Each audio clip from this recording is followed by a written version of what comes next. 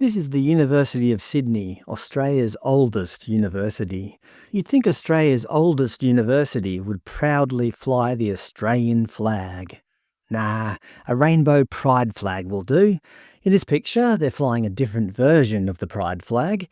Here's some guys standing out the front flying the Palestinian flag.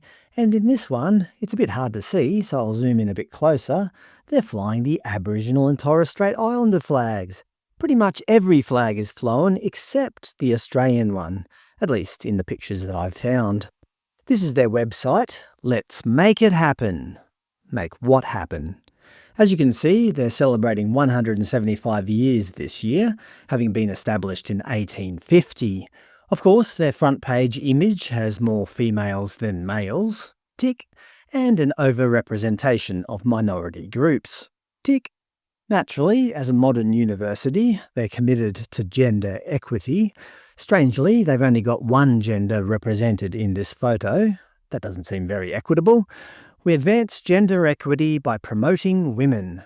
Favouring one gender over another? That sounds, how shall I put it, biased. In 1881, we became one of the first universities in the world to admit female students. All right, problem solved. It was solved 144 years ago, so why are we still banging on about it? Women now make up well over half of our staff community, 57%.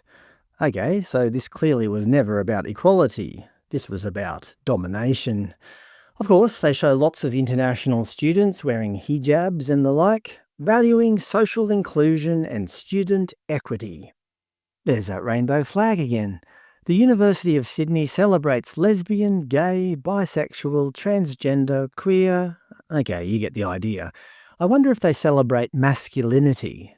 Of course not. Searching their website, intervening the masculinity crisis.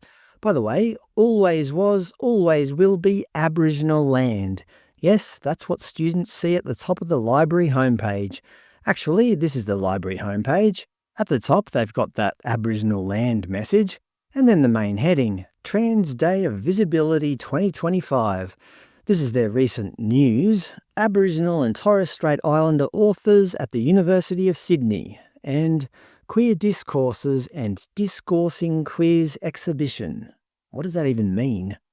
People often say that universities are unfairly criticised for indoctrinating their students with identity politics.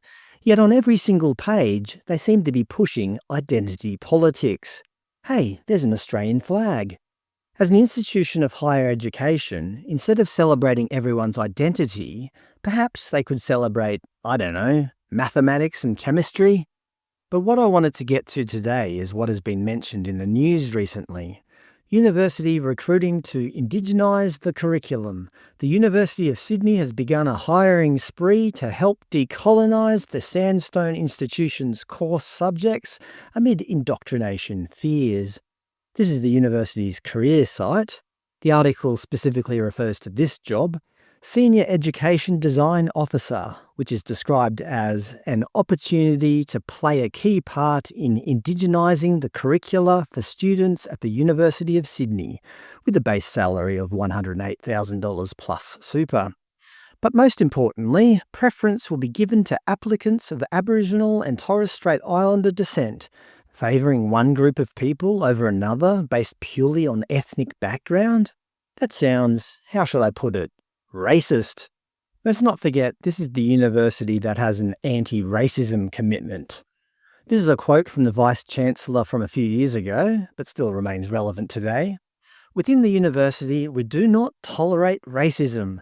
We all have a responsibility to do our part in calling it out. All right, I'll do my part. Your job site is racist. Here's another anti-racist job, Project Officer. Again, it's about indigenising the curriculum, and of course, preference will be given to applicants of Aboriginal and Torres Strait Islander descent. But more importantly, as the project officer, you will support the education manager and education designers across a number of initiatives aimed at indigenising and decolonising curricula. Decolonising curricula? That would imply that the curricula were colonised at some point, which I think is farcical. I mean, prior to colonisation, it wasn't as though there were Aboriginal universities that Europeans came and colonised. There were no universities. There may have been traditional forms of education, but I'm sure those didn't involve a lecture theatre. The education that universities provide is primarily a European creation. There is nothing to decolonise. Now, if the University of Sydney wants to have an Indigenous Studies or Aboriginal Studies department, so be it. If there's a market for that, great. However, to suggest that mathematics, which primarily has its origins in Europe and Asia, needs to be decolonised doesn't make much sense to me. In fact, it doesn't make any sense at all. This leads me to believe that the push for decolonising curricula has less to do with education and more to do with indoctrination and appeasing the woke mob. The university governance may be in charge of Australia's oldest university, but that certainly doesn't mean they are the wisest.